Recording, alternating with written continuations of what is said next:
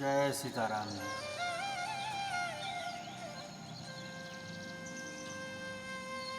कल जो कथा हो रही थी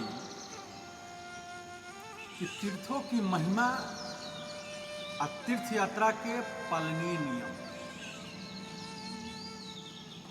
तीर्थों की महिमा क्या है और तीर्थ यात्रा के पालनीय नियम क्या है, उस विषय पर कथा चल रही थी कल। तो आज की जो है कथा आगे बढ़ते हैं तो उस कहते हैं यनुद्वेगकरं वाक्यं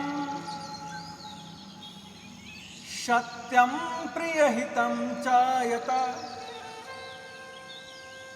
स्वाध्यायाभ्यसनं चैव वाङ्मयं तप उच्यते।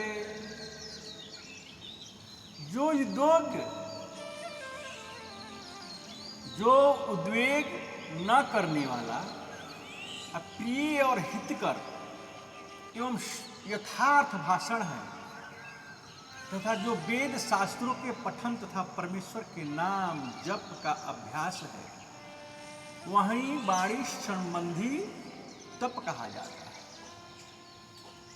तीर्थों में काम, क्रोध, लोभ आदि के वश में होकर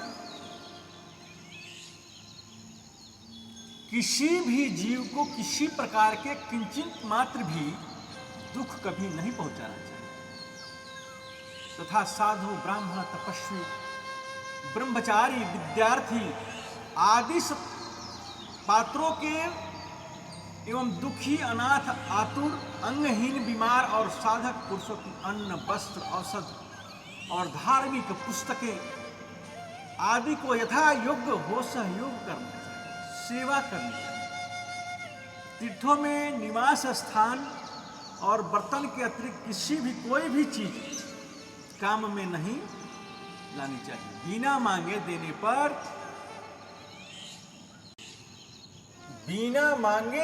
पर भी बिना मूल्य स्वीकार नहीं करनी चाहिए। कोई भी वस्तु तीर्थ में, यात्रा में उपयोग करें तो उसका मूल्य जरूर दें, उसका मूल्य चुकाएं, तभी आपको तीर्थ यात्रा का फल मिलेगा।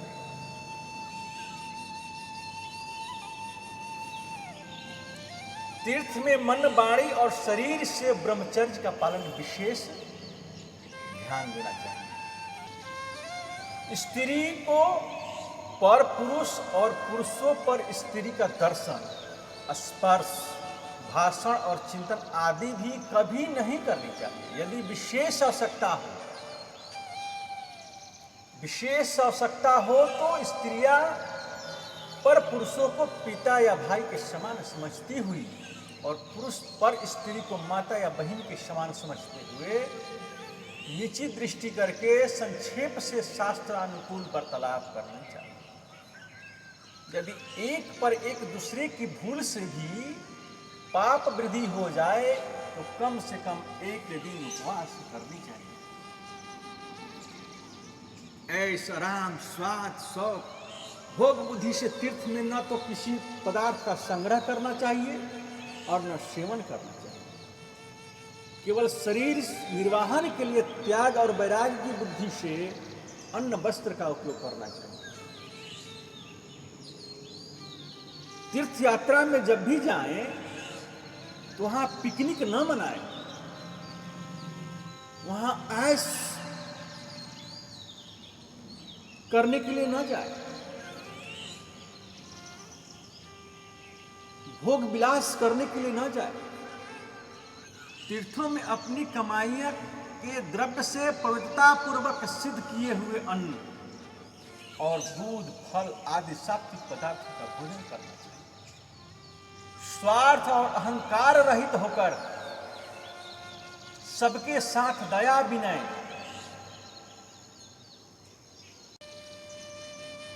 और प्रेम पूर्वक सात्विक व्यवहार करनी चाहिए तथा काम, क्रोध, लोभ, मोह, मद, मात्सर्य, राग, द्वेष, दंभ, कपट, अमाद, अलस आदि दुर्गुणों का आदि दुर्गुणों का बीड़ी, सिगरेट, तंबाकू, गांजा, भांग, सुर्ती, अफीम, चरस, कोकीन आदि मादक वस्तुओं का, लहसुन, प्याज, बिस्कुट, बर्फ, सोडा, डेमोनेट आदि अपवित्र पदार्थों का, ताश, चौपट, शतरंज खेलना और नाटक, सिनेमा तथा अन्य प्रकार के खेल, तमाशे, बाग बगीचे, महल आदि विलास की वस्तुएं देखना आदि परमार्थ तथा गाली गलौज, चुगली, निंदा, हंसी, मजाक, फालतू बकवास, आक्षेप आदि व्यर्थ वार्तालाप का सर्वथा त्याग कर देना चाहिए। सर्दी, गर्मी, दुख, सुख, अनुकूल, प्रतिकूल पदार्थों के प्राप्त होने पर उसको भगवान भेजा हुआ पुरस्कार मानकर सदा सर्वथा प्रसन्न चित्त और संतुष्ट रहना चाहिए।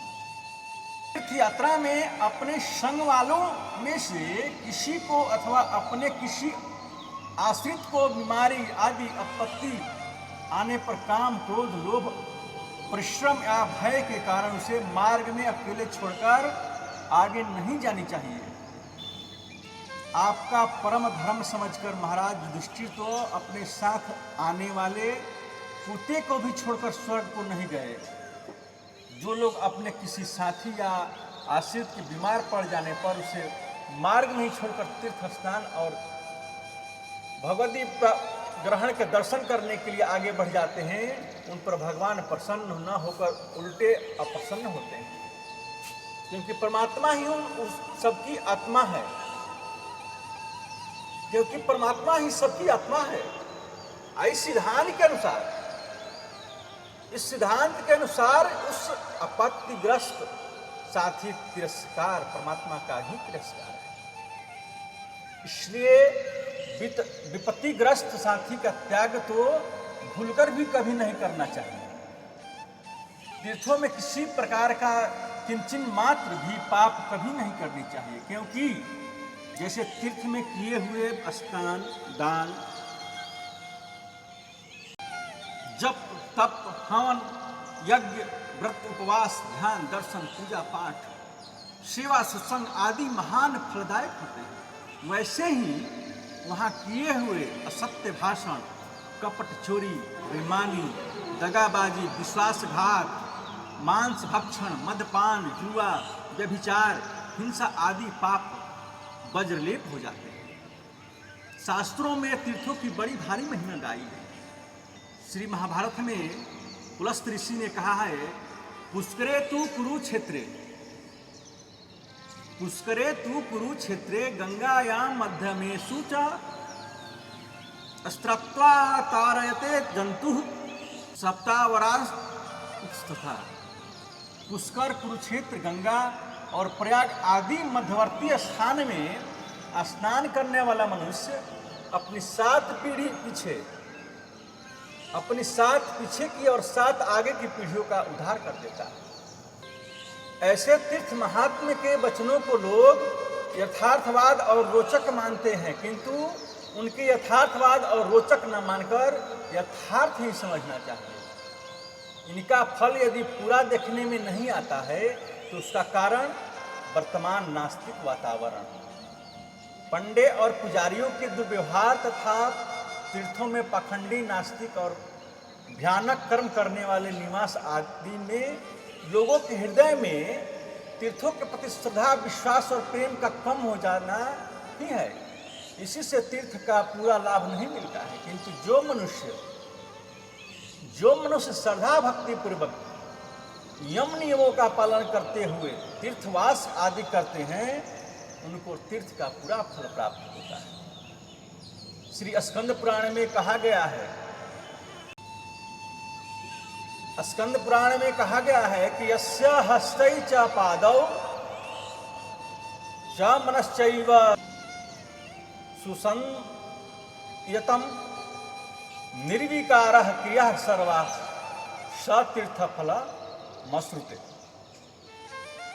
जिसके हाथ, पैर और मन भली भांति बस में हो तथा जिसकी सभी क्रियाएं निर्विकार भाव से प्रसन्न होते हों, वही तीर्थ का पूरा फल प्राप्त करता है। इसी प्रकार स्कंद पुराण के काशी खंड में बतलाया गया है कि श्रद्धालु, पापात्मा, नास्तिक, संशयात्मा और केवल तर्क का सहारा लेने वाला, ये 5 प्रकार के मनुष्य तीर्थ सेवन का फल नहीं पाते।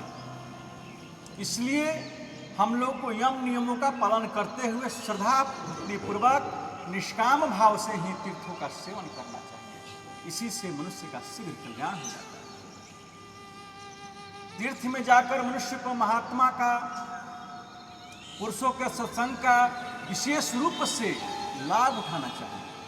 श्री स्कंद पुराण में कहा गया है, मुख्या पुरुष यात्रा ही तीर्थ यात्रानुसंगतः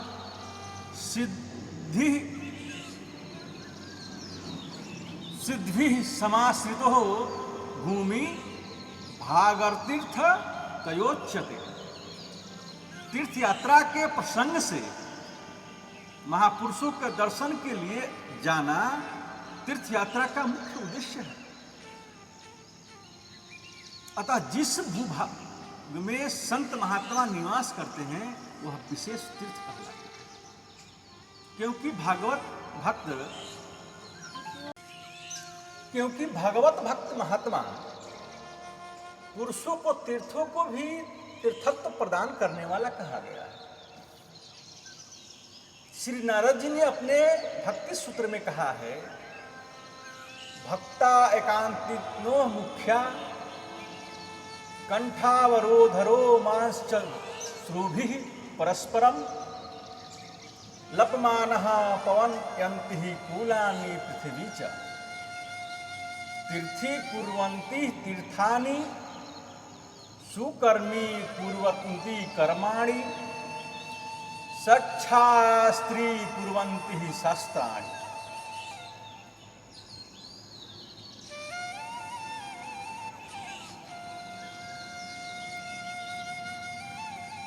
एकांत भक्त ही श्रेष्ठ है। प्रेम के कारण जिसका कंठ रुक जाता है, शरीर पुलकित हो जाता है और आंखों में प्रेम की आंसू की धारा बहने लगती है। इससे अनन्य भक्त परस्पर संभाषण करते हुए अपने फूलों को और पृथ्वी को पवित्र करते हैं। वे तीर्थ को सुतीर्थ, कर्मों को सुकर्म और शास्त्रों को सत्य शास्त्र कर देते हैं। श्रीमद् भागवत में धर्मराज युधिष्ठिर महात्मा विदुर जी से कहते हैं, भवद्विधा भगवता तीर्थ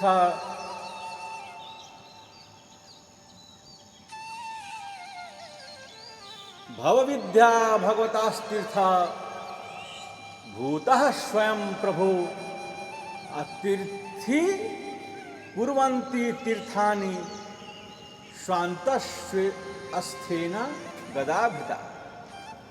हे प्रभु,